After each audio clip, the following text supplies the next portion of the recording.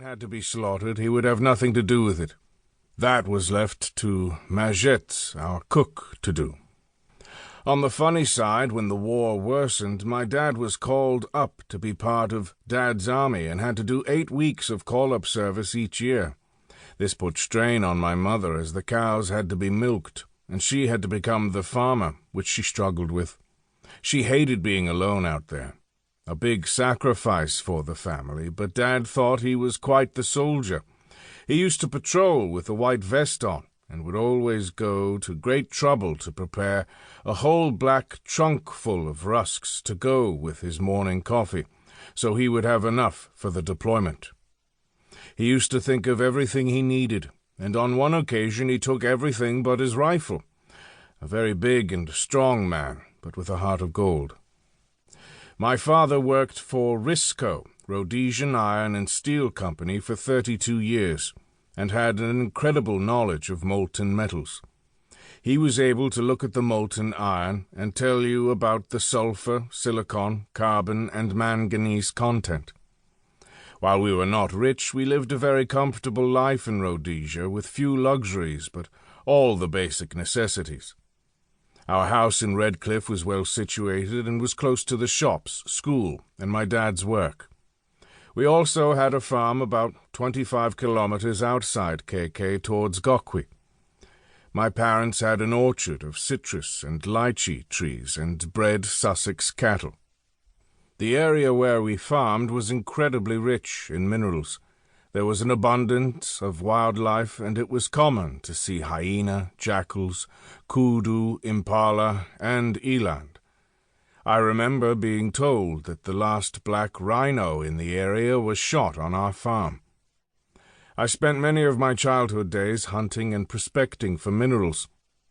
On occasion I would spend 3 days in the bush looking for rocks, as I had an interest in geology. On my prospecting exploits, I would find rocks and, because of the weight factor, would put them into little piles, and then on my return journey pick them up and put them into my pack. Often the weight caused a logistical problem for me, and I had to make several return journeys because they were too heavy to carry all at once. Sometimes I would get upset because I would get lost and couldn't retrace my steps to where I had placed my precious rocks, but this was a learning curve that would help me later as a soldier. My close friends were the local Africans. They always seemed to have money names like Tikkie, Penny, Sixpence, and Shilling. I learned from my parents to be fair and treat them with respect. I also spent a lot of time searching for bird nests, and used to have many as pets. Wahlberg's eagle, tawny eagle, kestrel, black-shoulder kites, ravens, barn owls, and crows. Our house servant, Majet, didn't want to clean my room because I had a number of live snakes in my bedroom. Herald, brown house, skatstika, mole snake, to mention just a few. My father was a very hard-working and just man, being very diligent about what was owing to his labourers.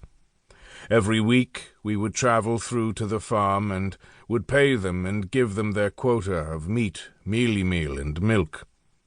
What influenced me most about my dad was the way he spoke. Whenever he spoke about his plans for the future or decided to do anything, he would always say to me, "Son, if the Lord wills, then," or "Son, if the Lord grants me the health, then." This kind of language made a deep impression on me, without my father ever knowing it. My mother told me that at my birth she had delivery problems because my head was too big.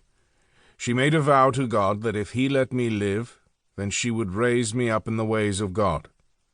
My mother certainly kept her vows, and I do not remember missing one Sunday school class until I went to high school. Even when I was sick, I still had to go to Sunday school.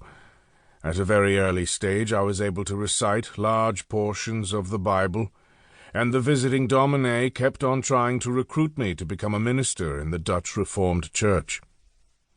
My parents sent me to Thornhill High School in Gwelo to complete my GCE A-levels, and I was in boarding school there for 6 years. Darrell Watt was also there.